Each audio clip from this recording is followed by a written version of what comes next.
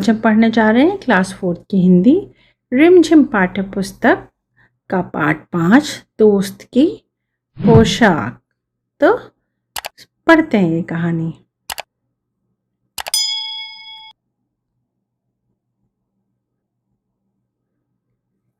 एक बार नसीरुद्दीन अपने पुराने दोस्त जमाल साहब से मिले। अपने पुराने दोस्त से मिलकर वे बड़े खुश हुए। कुछ देर गपशप करने के बाद उन्होंने कहा, चलो दोस्त मोहल्ले में घूम आए। नसीरुद्दीन अपने पुराने दोस्त, क्या नाम था उनका, जमाल साहब से मिले।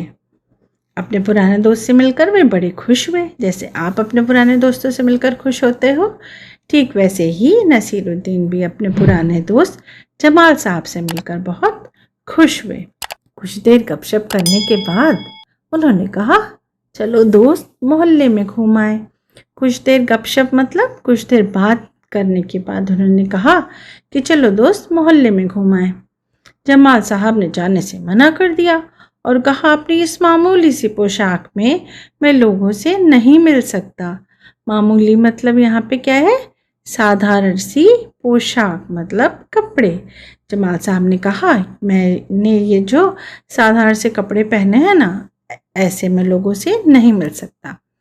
नसीरुद्दीन ने कहा, बस इतनी सी बात। नसीरुद्दीन तुरंत उनके लिए अपनी एक भड़कीली अचकन निकाल के लाए।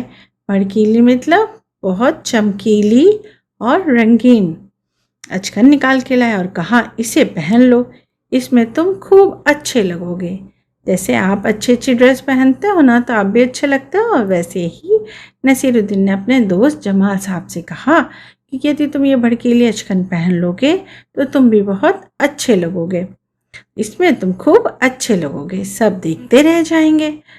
बन ठन कर दोनों घूमने निकले। बन ठन कर मतलब सज सवर कर। जब आप भी कहीं घूमने जाते हो तो तैयार होके अच्छे से सज सवर के जाते हो, वैसे ही दोनों दोस्त नसीरुद्दीन और उनके दोस्त जमाल साहब भी बन ठन कर घूमने निकले। दोस्त को लेकर नसीरुद्दीन पड़ोसी के घर गए। पड़ोस में जो रहते थे उनके घर गए। नसीरुद्दीन ने पड़ोसी से कहा, ये मेरे खास दोस्त हैं जमाल साहब। आज कई सालों बाद इनसे मुलाकात हुई है, मतलब बहुत सालों बाद ही उनसे मिले थे। वैसे जो अचकन इन्होंने पहन रखी है वह मेरी है। यह सुनकर जमाल साहब पर तो मानो घड़ों पानी पड़ गया। यहाँ पर घड़ों पानी पड़ गया का मतलब समझ में आया बच्चों? उन्हें बहुत शर्म आई और उन्हें बहुत लज्जा महसूस हुई। उन्होंने कहा, क्या कहा? बाहर निकलते ही मुंह बनाकर उन्होंने नसीरुद्दीन से कहा, तुम्हारी कैसी अक्ल?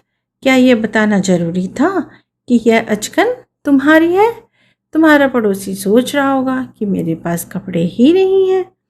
अब आप पिक्चर में देख सकते हैं कि नसीरुद्दीन जो है कह रहे हैं अपने पड़ोसी से कि ये मेरे मित्र हैं जमाल साहब, और जो ये इन्होंने अचकन पहनी है ये इन्हीं की है। नसीरुद्दीन ने माफ़ी मांगते हुए कहा, गलती हो गई, अब ऐसा नहीं कहूँगा। अब नसीरुद्दीन उन्हें हुसैन साहब से मिलवाने ले गए। हुसैन साहब ने गर्मजोशी से उनका स्वागत सत्कार किया। जब बच्चों कोई घर आता है तो हम उसे घर के अंदर बुलाते हैं, उनका आदर सत्कार करते हैं। ठीक वैसे ही हुसैन साहब ने नसीरुद्दीन और उनके मित्र, उनके दोस्त जमाल साहब को बुलाया, उनका स्वागत किया। जब जमाल साहब के बारे में पूछा तो नसीरुद्दीन ने कहा, जमाल साहब मेरे पुराने दोस्त हैं और इन्होंने जो अचकन पहनी है वह इनकी अपनी है। जमाल साहब फिर नाराज हो गए, बाहर आकर बोले, झूठ बोलने को किसने कहा था तुमसे?